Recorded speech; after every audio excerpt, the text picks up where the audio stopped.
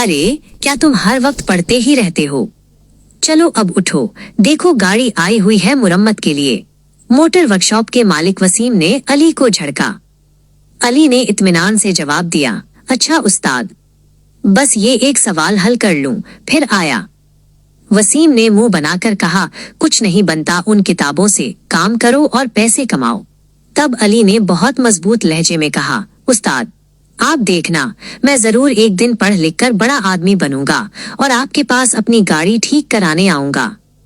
वसीम ने जोर का कहकहा लगाया और मजाक उड़ाते हुए बोला, हाँ हाँ हाँ, तुम और गाड़ी। चलो मियाँ, अब जल्दी से काम पर आ जाओ। दोस्तों, जब अली के वालिद का इंतकाल हुआ तो वो 11वीं जमात में पढ़ता था। घर में फाकों की नौबत आई तो अली को मजबूरन वर्कशॉप में काम करना पड़ा। वो सारा दिन मेहनत करता और फारिग वक्त में किताबें खोल कर बैठ जाता।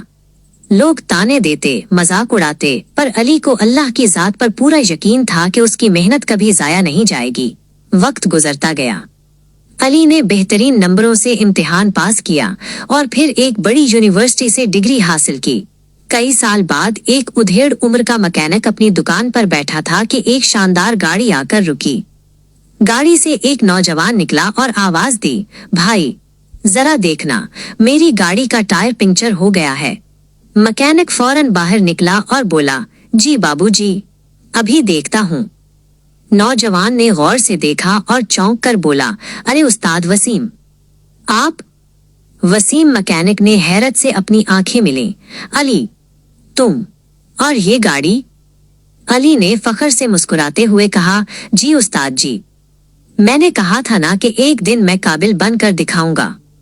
आज मैं एक बहुत बड़े इदारे में मैनेजर हूँ।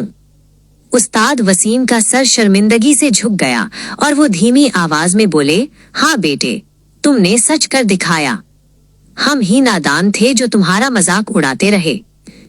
अखलाकी सबक, कोशिश और मेहनत कभी रायगा नहीं जाती।